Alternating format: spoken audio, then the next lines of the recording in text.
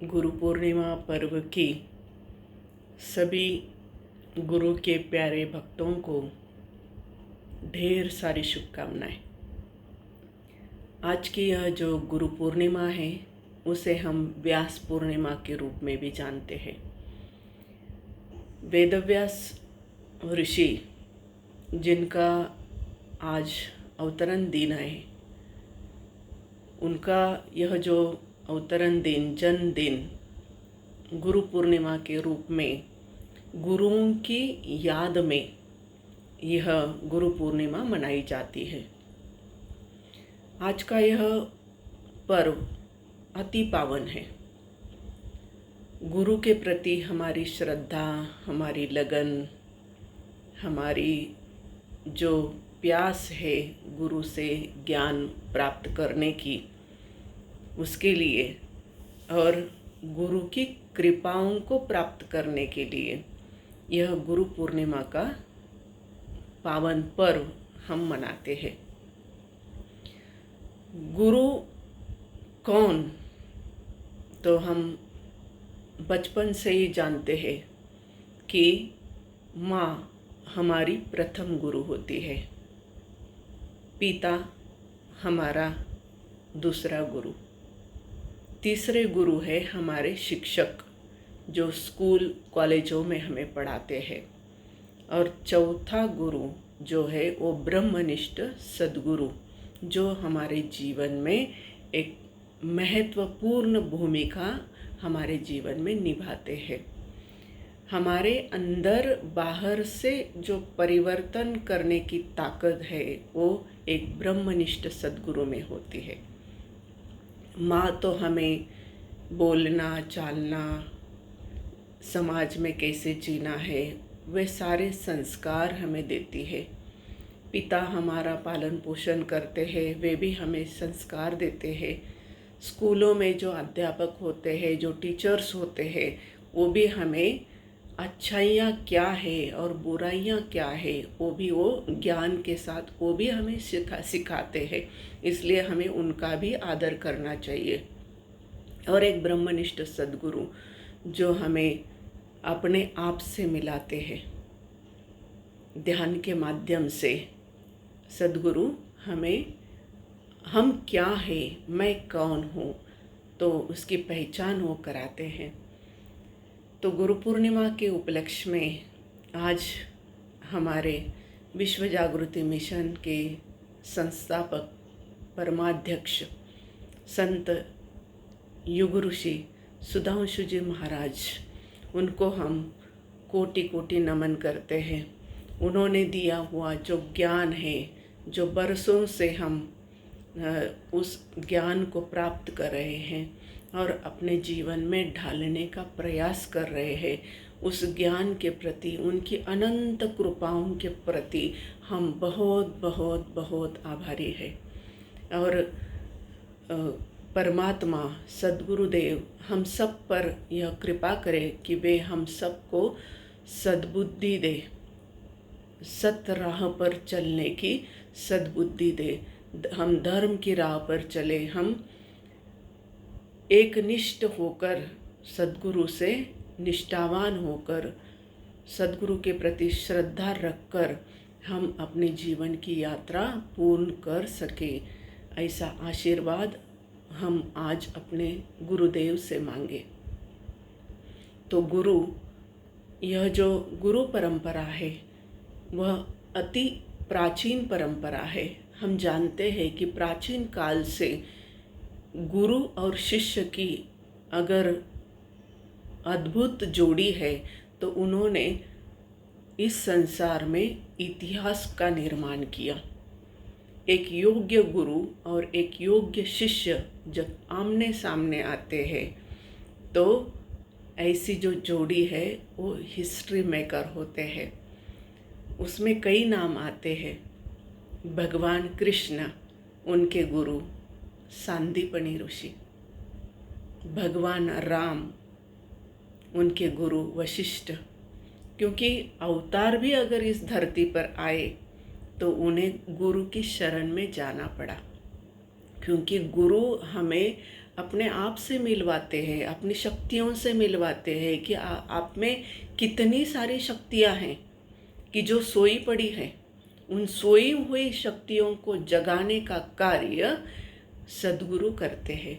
इसलिए आजकल हम समाज में जो देखते हैं कि हमारा समाज उन्नत तो बहुत हो चुका है, हमने भौतिक चीज़ें तो बहुत सारी प्राप्त कर ली है, लेकिन इतना सब होते हुए भी, इतना सारा वैभव होते हुए भी हमारे मन में शांति नहीं है, सुख नहीं है, चैन नहीं है। हम चैन की नींद सो नहीं पाते। तो इसका कारण ही है कि हमें गुरुओं की शरण में जाना चाहिए। वे हमें सही रास्ता दिखाते हैं कि हम आध्यात्मिक उन्नति भी करें और हम भौतिक उन्नति भी कर सकें। इसलिए हमें गुरुओं की शरण में जाना चाहिए। गुरुओं की जोड़ियों में नाम आता है संत ज्ञानेश्वर और संत निवृत्तिनाथ। संत निवृत्तिनाथ संत ज्ञानेश्वर के गुरु। तो ऐसे जो महान जोड़ियां हैं, उन्होंने बहुत कमाल कर दिया और लोग उनके पद चिन्हों पर चलने लगे, क्योंकि वही सही रास्ता है सत्यम शिवम सुंदरम का। यही आध्यात्मिक पथ है कि जो हमारे मन को शांति देता है, चैन देता है, हमें इस संसार में आनंद की प्राप्ति करवाता है। ऐसे ही गुरु शिष्य में जोड़ी आती है स्वामी विवेकानंद और रामकृष्ण परमहंस। विवेकानंद जी को, जिन्होंने नरेंद्र को विवेकानंद बना दिया, स्वामी विवेकानंद, वे है रामकृष्ण परमहंस। और आगे नाम आता है चाणक्य और चंद्रगुप्त। चंद्रगुप्त मौर्य के गुरु चाणक्य, जिस चाणक्य नीति को हम आज भी पढ़ते हैं, आज भी मानते हैं, आज भी उसे हम व्यवहार में उसका मार्गदर्शन लेते हैं, वह चाणक्य नीति। तो बहुत सारी जोड़ियां रही। छत्रपति शिवाजी महाराज और उनके गुरु संत रामदास। तो कितनी अद्भुत जोड़ियां रही है कि जिन्होंने समाज को सही दिशा दी अपने कर्तृत्व से, अपने नेतृत्व से और अपने संस्कारों से। पहले तो संस्कारों को प्राप्त किया गुरुओं से, और वो संस्कार भी प्राप्त किए बहुत श्रद्धा, विश्वास, लगन अपने गुरु के प्रति रखते हुए। तभी वे महान बन पाए। गुरु के आदेश को सबसे बड़ा आदेश माना और उसी रास्ते पर चल पड़े। तो उन्हें आध्यात्मिक सफलता भी मिली और भौतिक सफलता भी मिली, और आने वाली सभी पीढ़ियों के लिए वे आदर्श बन गए। ऐसी ये जोड़ियाँ, आदर्श जोड़ियाँ, आचरेकर सर और सचिन तेंदुलकर, यह जो जोड़ी है, यह आजकल का उदाहरण हम सब लोग जानते हैं। तो ऐसे जब एक उत्तम गुरु और उत्तम शिष्य जब मिलते हैं, तब अद्भुत परिवर्तन होता है, युग परिवर्तन होता है। तो कई सारे नाम आते हैं। एरिस्टोटल का आता है, उनके गुरु प्लेटो। कितनी सारी शिक्षाएं हैं कि जो गुरुओं ने अपने शिष्यों को दी और उनका आमूलचूल परिवर्तन कर दिया। पर्सनालिटी चेंज हो गई। शिष्य जब गुरु की शरण में जाता है तो उसका अहंकार गल जाता है, विनम्रता आ जाती है, सभी में ईश्वर को देखने की दृष्टि प्राप्त कर लेता है और कर्म करने में तत्पर होता है, सेवा में तत्परता होती है और कर्मठ बन जाता है। सबके प्रति दया, सहानुभूति, प्रेम, करुणा का भाव शिष्य के हृदय में निर्माण होता है, और ऐसा ही शिष्य समाज का कल्याण करता है। तो इसलिए गुरुओं की शरण में जाना चाहिए और आजकल भी इसकी बहुत बहुत बहुत ज़रूरत है कि हम अपने बच्चों को संस्कार दें, गुरुओं की शिक्षाओं से उन्हें मालामाल करें।